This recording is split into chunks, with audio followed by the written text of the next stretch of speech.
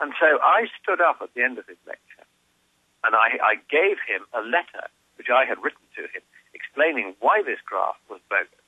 And I said to him, this graft is a fraud.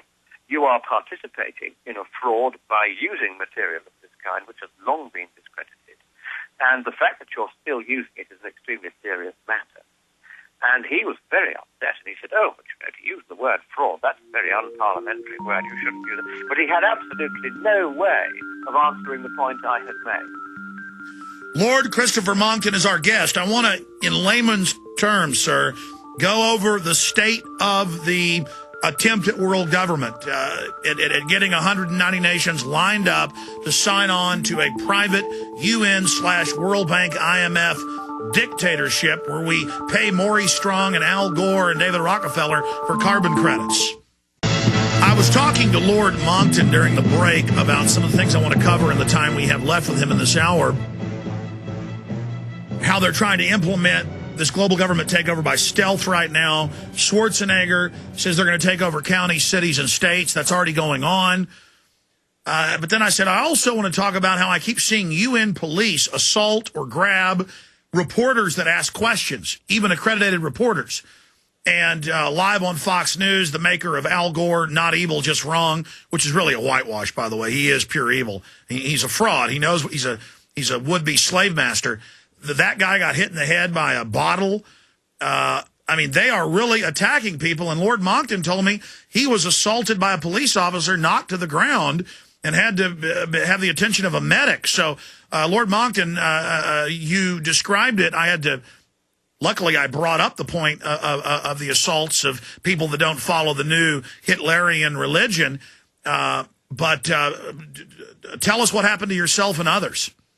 Well, I was with Senator Steve Fielding from Australia and other members of the group from the Committee for a Constructive Tomorrow, which is a sensible environmental pressure group, and we were all accredited members of this conference. We were entitled to go into the conference.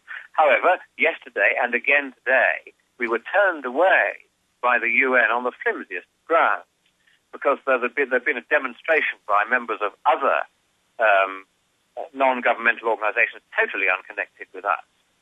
Demonstrations, in fact, in a completely opposite direction from us. But they therefore decided they would exclude everyone, even those whom they had invited, as they had us, and accredited to this conference. So when it was plain that we weren't going to be allowed in, the police said, would you please leave? And they began manhandling me. So I said, I put my hands in my pockets. First thing you should do, I was trained in this by the John Ambulance years ago, if the police start to get cratchy, as they do, this is the Danish police under orders from the UN. That's the way it works. This new world government is already taking shape. They manhandled me physically, and I said, you will take your hands off me. And they then did, and the policeman said, you're a very unpleasant man. I said, no, I'm just not used to being manhandled, and please don't do it. And I went where he wanted me to go, turned my back on him and began to walk away, and he hit me very hard from behind, knocking me to the ground and knocking me out. Excuse me, sir. A member of the House of Lords, the third Viscount of Monckton and Brenchley, and you're being assaulted by UN-controlled thugs attacked from behind. Again, no one is safe from this tyranny. No, that's right. It was a very disfiguring episode, and I had done nothing to provoke this except to say, please don't manhandle me. There was no need for that. We were on our way. So he knocked you out. I mean, you were knocked unconscious. And then apparently, I'm told, because of course I was then out for, I don't know how long I was out for, but anyway, when I came round, there were lots of concerned faces standing around, and apparently, while I'd been knocked out, so my friends who were around me, one of them kindly cradling my head to stop it being banging on the ground again, they were saying, oh yes, he's just making it up, he's just faking it. Anyway, the excellent equivalent of John Ambulance, the Danish volunteer ambulance men, came and took me away and looked after me in their ambulance for 20 minutes and put a blanket on me and warmed me up and gave me some water to drink and checked my pulse and made sure I was coherent and all right again. They were very, very good, and I made a wee donation to their fund, because although they're funded by the state, they need to get better equipment. But excuse me, sir. I mean, to be clear here, you were assaulted from behind by a Danish thug, a Danish a member of the government, a police officer, and then they did the. That's right. He was a police officer who, I think, let's be fair to them, they were under pressure from the very nasty goons who are the UN police force. The Danish police have just become more and more twitchy as this conference has gone on. The friction between them. And they've also used George Soros, UN. Very, very clear.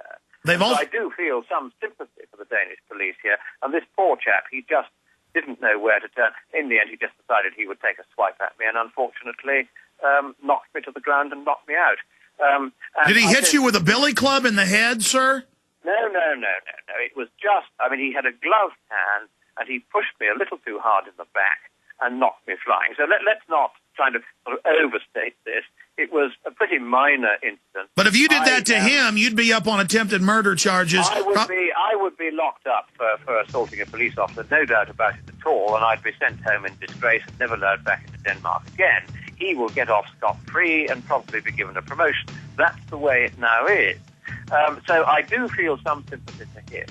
He was under a lot of pressure from them, and of course we had been trying to get into the conference, so he was under a certain amount of pressure. All right, Lord Monckton, stay there. I want to get into all the other areas to cover in a long segment coming up. Absolutely amazing. We've got your website up on screen.